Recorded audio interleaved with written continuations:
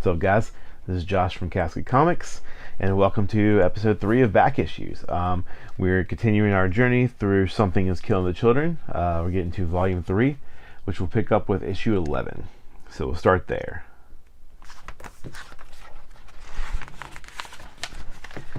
Issue 11 picks up with James with another flashback to his past, seeing his friends be murdered. His dad shows up, and he is afraid his dad's gonna die. You know, he has like this giant monster just murders friends that he sees, and his dad shows up. Turns out his dad can't see the monster, which we know, and his dad walks right past the monster with nothing happened. And his dad finds him, finds his friends dead, and all James can say is, "I did it. It was me." We cut to another title card. Something's Killing the Children. We pick up with the monsters outside of the school. Everybody's inside the school trying to deal with what they just witnessed with the little girl getting murdered from the last one. Erica starts talking to the sheriff and pretty much gets them to a point where she's like, I need to get James out of here because he's bait for them. She leaves Tommy in charge kind of in a way because Tommy can see him. So, you know, there's a little bit of pushback from the sheriff, but she ends up finally talking him into it. She pretty much tells Tommy, you need to be the one that you can see them, you need to watch outside for them, make sure they are gone, and then eventually you can let the people out when I take care of this. We then pick up at the House of Slaughter in Chicago. We follow another recruit with the white masks named Cicely. She talks directly to the dragon, who is the leader of the House of Slaughter. She tells him that Aaron's dead, and he puts her in charge of a cleanup crew, which is not a good thing. They're pretty much just there to destroy any evidence and move on. We see the dragon's conduit for his monster, and he pretty much just kind of tells her, it kind of laughs at her, and he's pretty much just like, don't worry about it, I think it's cost us mine after all this time. He says he wants Erica back alive. Cicely does not necessarily agree, but he is demanding that she's coming back alive. I'm still the dragon. I still control this house. She goes into the white room for them, which is full of their white masks, which we get in the next volume. We get a little bit of breakdown of the different classes of what the different masks mean. They are pretty much the cleanup crew. We then follow Erica sneaking James out of the school. They get into a car. They have no cell reception because the House of Slaughter has already cut the reception to this town off pretty much.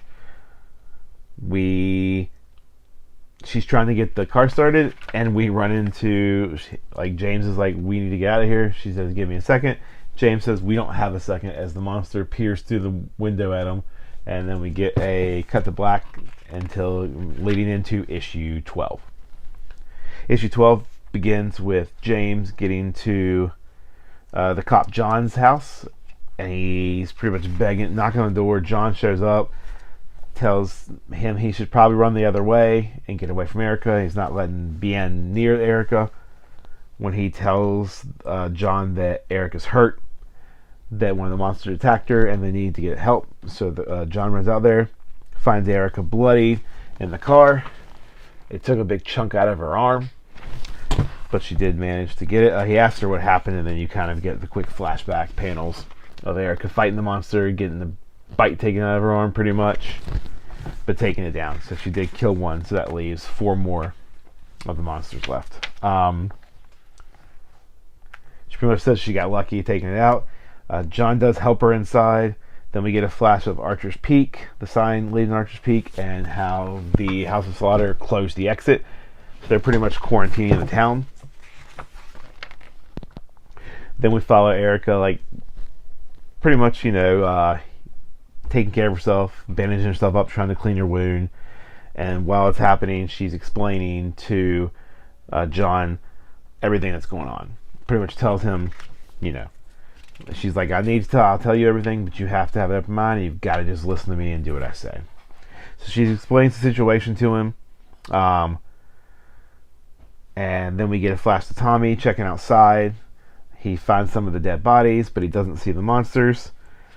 The cops, sheriff's like, so the coast is clear.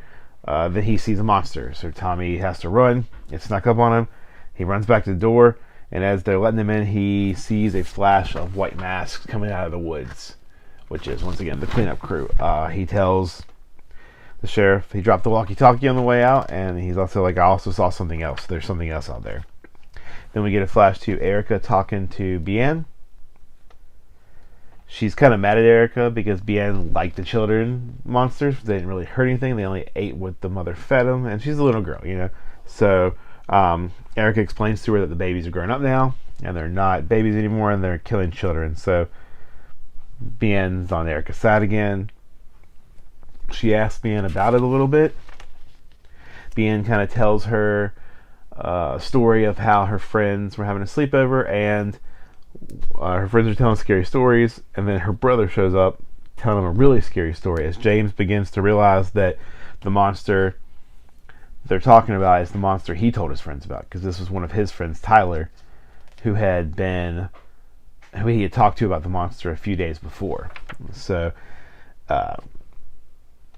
James kind of is starting to freak out, says he needs to talk to Erica. She finishes with Bien because Bien kind of knows what's going down.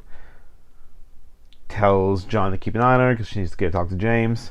And she goes to the porch and kind of reveals to James that it is, in fact, he is somewhat responsible for the creation of the monster. She almost starts to go into details when she's cut off by Cicely, who's like, we don't need to explain the rituals of how these monsters are created to children. At the time, the rest of the White Mask bring John out. He says he apologized to Erica, says they got the drop on him. And Erica's like, it's okay, John, it's not your fault. And then Cicely says, okay. She's like, no, it's not. As we get at the last page of Cicely slitting John's throat. As we cut to black, going into the next issue, which is issue 13.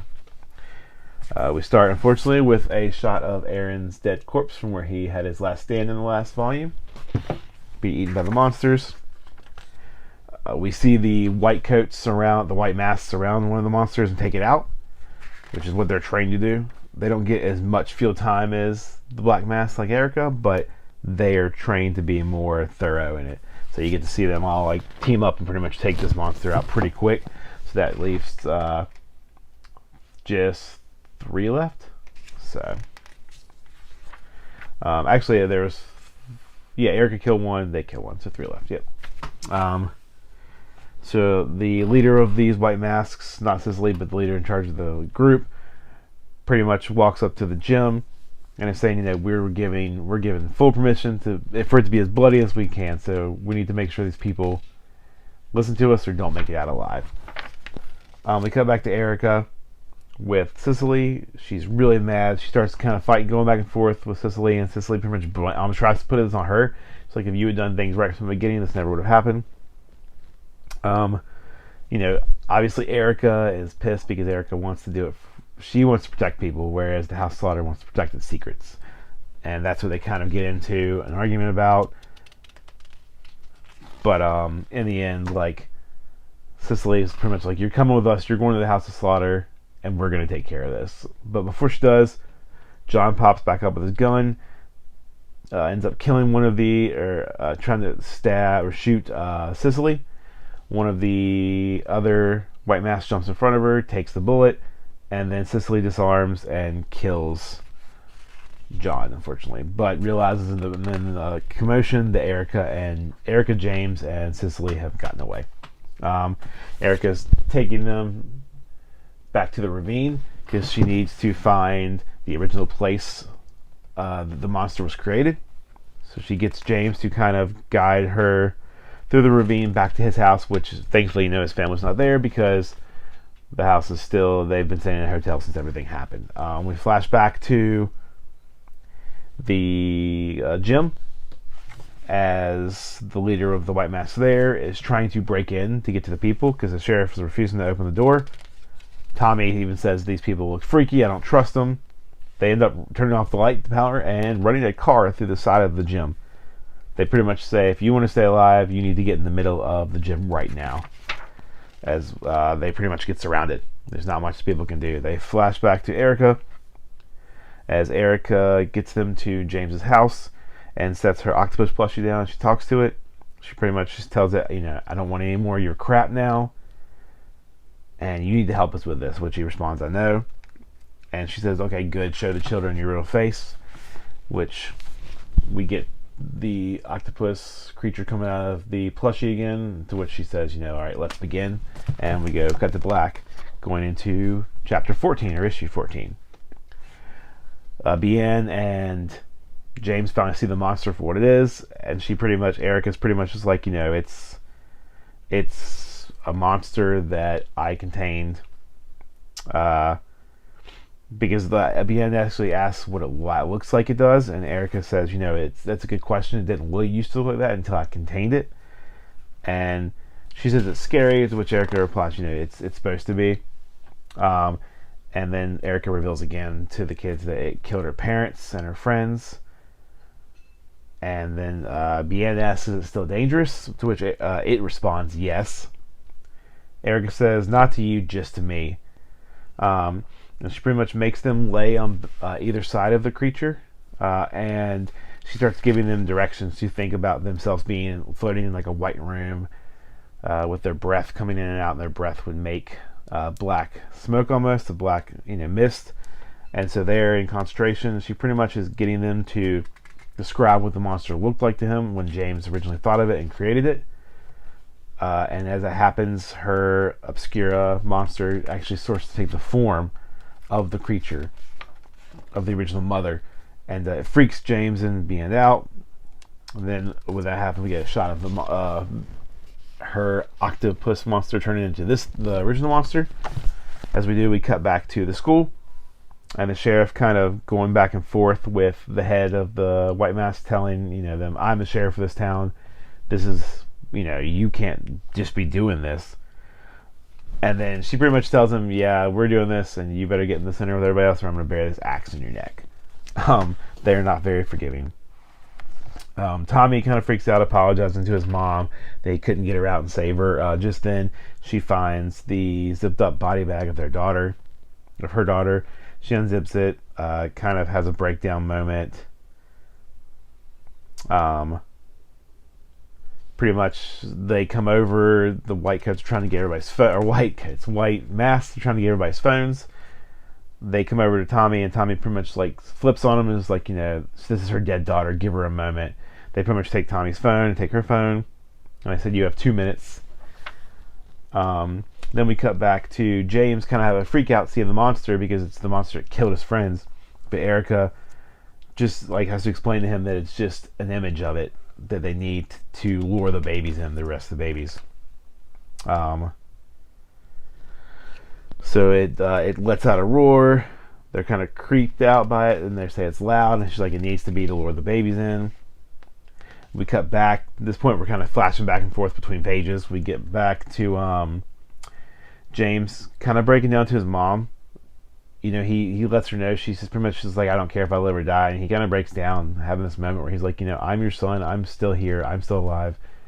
I love you, and I don't want anything bad to happen to you. And she kind of realizes it.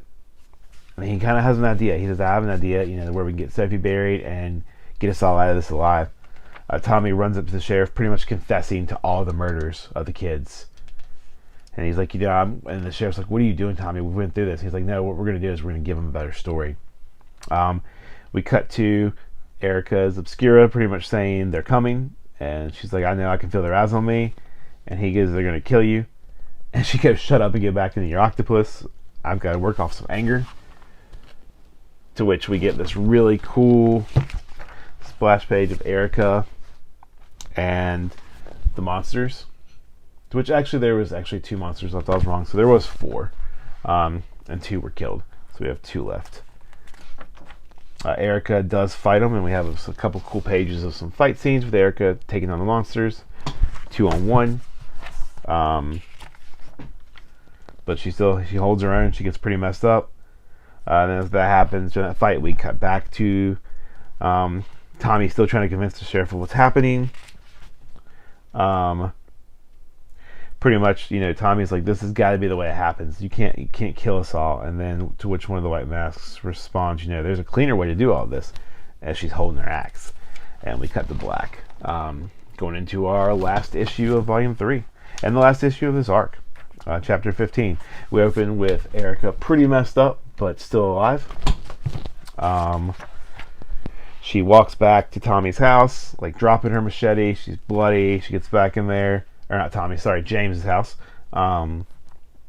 She gets inside, washes her hair off in the sink. James asks her if it's over. And she pretty much calls St. George. She gets him to bring her backpack. Calls the Order of St. George to let them know that the creatures are dead. And that it's done. And then she pretty much tells him, tell Cecilia it's time to go home. And then she's pretty much says, can I use your shower? I stink. Which is a good callback to the first issue when you first saw her and she wanted to take a shower because she had destroyed all these monsters. Cecilia pretty much gets the call from Order of St. George, tells Maxine, who was her first in charge I've been talking about, to stand down. Maxine kind of gets into a little bit of argument with Cecilia, to which she says, don't ever cross me again. Don't do this again. Like in front of people. Otherwise, you won't see the field for years. She pretty much tells the sheriff, you have somebody to arrest, I see. So as long as all these people in here understand this is what happened, that he killed all these kids, then, it's time for us to move on. She also tells the principal that they do not need to call insurance for the school and mention it, that the Order of St. George will take care of it. And she's like, but this is over. And then we get a cut to 1 week later. Pick up with a news report about Tommy being the murderer and killing all the kids, and talking about how he's going to be tried. We get flashes of everybody, Tommy's friends freaking out about it, people rebuilding the spot in the school. We see Bien, who is with the woman receptionist who's now taking her. We see Tommy's dad watching the news about this. We see Tommy's mom seeing Sophie's grave and kind of breaking down, knowing that Tommy didn't do this. Then we cut to Erica getting ready to take a bus, but she meets with the old dragon, who is the leader of the House of Slaughter, the Order of St. George. They kind of have a discussion, and he's pretty much tells her that you could have avoided all this, and by doing it right. And she's like, yeah, I could have used James I could have killed Tommy in the cave. I could have let James bleed out. I could have used Bien as bait and killed all the babies. But I want people to have closure. And that's the reason I do this. I don't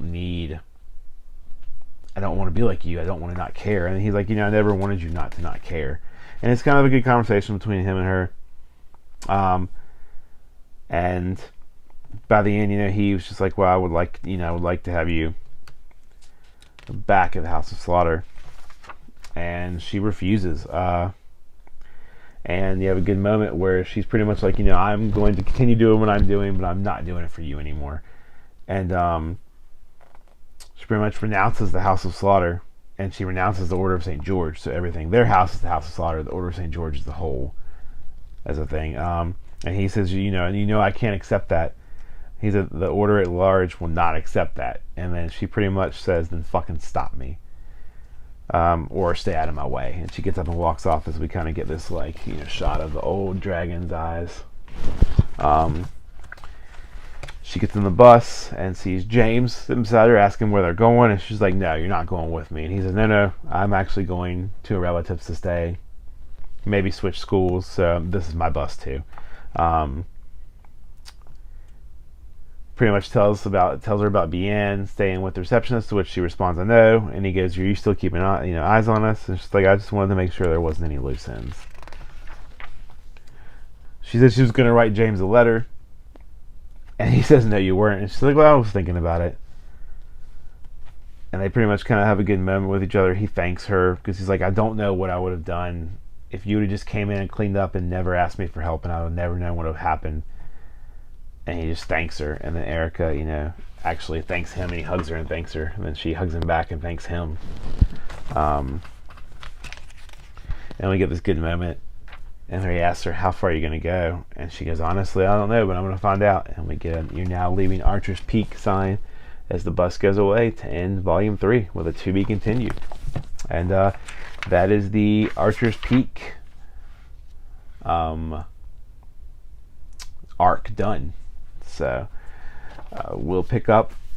I might be doing, I don't know if we're going to pick up with Volume 4 next. You guys let me know. Do you guys want to keep hearing more about this story? Next, we actually pick up with Volume 4, picks up with Erica's backstory, and we see just exactly what happened, who saved her. We get a lot of her backstory. So if that's something you guys are interested in, who are checking this out, let me know.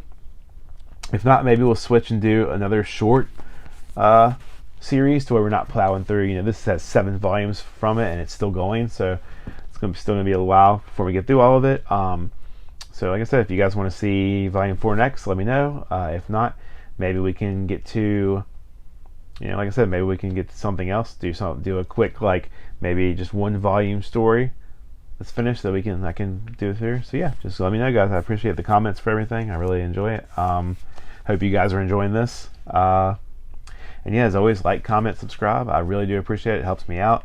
You guys have, it's not huge, but my subscribers have blown up more than I ever thought they would. So I really appreciate it. Definitely, like I said, enjoy doing this. So I want to keep doing it. With that, guys, don't forget the contest. Obviously, like, comment, and subscribing will enter you for the contest to win Blood Hunt #1, which I'm getting slabbed in a couple weeks at Heroes Con. Yeah, speaking of, I will have a video. This video comes out today, which is Sunday the 2nd. I will have a video probably coming up I'll have my normal Wednesday video, and then probably around Friday, maybe even Saturday, I'll have a video with guesstimating the grades for my comics I'm going to get graded, and then we'll go into back issues on Sunday. The Sunday after that, I won't have a back issues episode, just because I'll be at the con.